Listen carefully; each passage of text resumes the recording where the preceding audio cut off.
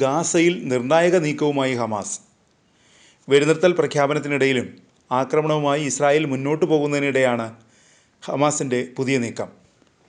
ഗാസയുടെ നിയന്ത്രണത്തിന് ഒരു താൽക്കാലിക കമ്മിറ്റി രൂപീകരിക്കുന്നതിനായി ഹമാസും പലസ്തീൻ അതോറിറ്റിയും ധാരണയിലെത്തിയതായി ഹമാസ് നേതാവ് മൂസ അബു മർസൂഖ് അൽ ജസീറയോട് പറഞ്ഞു.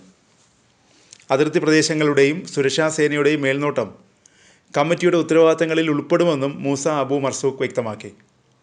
പലസ്തീൻ അതോറിറ്റിയിലെ ഒരു മന്ത്രിയായിരിക്കും കമ്മിറ്റിയുടെ തലവനെന്നും അദ്ദേഹം പറഞ്ഞു. ഈ തീരുമാനത്തിന് US-ഉം പലസ്തീൻ അതോറിറ്റിയും അംഗീകാരം നൽകിയിട്ടുണ്ടോ എന്ന് അബു മർസൂഖ് പക്ഷേ വ്യക്തമാക്കിയില്ല. ഗാസയിലെ യുദ്ധം അവസാനിപ്പിക്കാനുള്ള US-ൻ്റെ പദ്ധതിക്ക് അനുസൃതമായി ഗാസയുടെ സിവിലിയൻ കാര്യങ്ങൾക്ക് മേൽനോട്ടം വഹിക്കുന്ന കമ്മിറ്റിയുടെ ഘടനയെക്കുറിച്ച് സമീപ ആഴ്ചകളിൽ ഹമാസ് പ്രതികരിച്ചിരുന്നില്ല.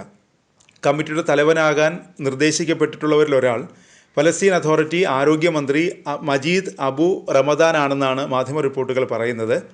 എന്നാൽ മജീദ് അബു റമദാൻ കമ്മിറ്റിയുടെ തലവനാകുന്നതിനോട് ഇസ്രായേലിന് താല്പര്യമില്ലെന്ന് റിപ്പോർട്ടുകളുണ്ട്. ഇസ്രായേൽ ഇപ്പോഴും US സേനയെ തങ്ങളുടെ നിയന്ത്രണത്തിലുള്ള പ്രദേശങ്ങളിൽ പ്രവർത്തിക്കാൻ അനുവദിക്കില്ലെന്ന് അബു മർസൂഖ് പറഞ്ഞു. ഗാസയിൽ അന്താരാഷ്ട്ര സേനയെ വിന്യസിക്കണമെന്ന ആവശ്യം US ഉയർത്തിയിരുന്നു. അതിനായി UN സുരക്ഷാ കൗൺസിലിന് അമേരിക്ക കരട് നിർദ്ദേശം സമർപ്പിക്കുകയും ചെയ്തിരുന്നു. ഇതിന് വിരുദ്ധമാണ് ഇസ്രായേലിൻ്റെ നീക്കമെന്നും അബു മർസൂഖ് ആരോപിച്ചു. അന്താരാഷ്ട്ര സേനയുടെ പ്രവർത്തനവുമായി ബന്ധപ്പെട്ട് അഭിപ്രായ വ്യത്യാസങ്ങൾ നിലനിൽക്കുന്നുണ്ടെന്നും അദ്ദേഹം വ്യക്തമാക്കി. അന്താരാഷ്ട്ര സേന എവിടെ പ്രവർത്തിക്കും, അതിൻ്റെ ചുമതല എന്തായിരിക്കും തുടങ്ങിയ കാര്യങ്ങളിലാണ് ഭിന്നതയുള്ളത്. ഈ വിഷയത്തിൽ ചർച്ച ആവശ്യമാണെന്നും അദ്ദേഹം പറഞ്ഞു. US പ്രസിഡന്റ് ഡൊണാൾഡ് ട്രംപിൻ്റെ ഗാസ സമാധാന പദ്ധതി പ്രകാരം ഹമാസിനെ നിരായുധീകരിക്കുമോ എന്ന ചോദ്യത്തിന് അബു മർസൂഖ് കൃത്യമായ ഉത്തരം നൽകിയില്ല. ഗാസയെ നിയന്ത്രിക്കുന്നത് ഹമാസാണ്. ഹമാസിനെ നിരായുധീകരിച്ചാൽ മറ്റു ഗ്രൂപ്പുകളുണ്ടാകും, അബു മർസൂഖ് വ്യക്തമാക്കി. ഇറാഖിനെ ഉദാഹരണമായി അദ്ദേഹം ചൂണ്ടിക്കാട്ടി. ഇറാഖിലെ സൈന്യം പിരിച്ചുവിട്ടപ്പോൾ കുഴപ്പങ്ങൾ തുടർന്നു. അൽ-ഖ്വയ്ദയും IS-ഉം ഉയർന്നു വന്നു, അബു മർസൂഖ് പറഞ്ഞു.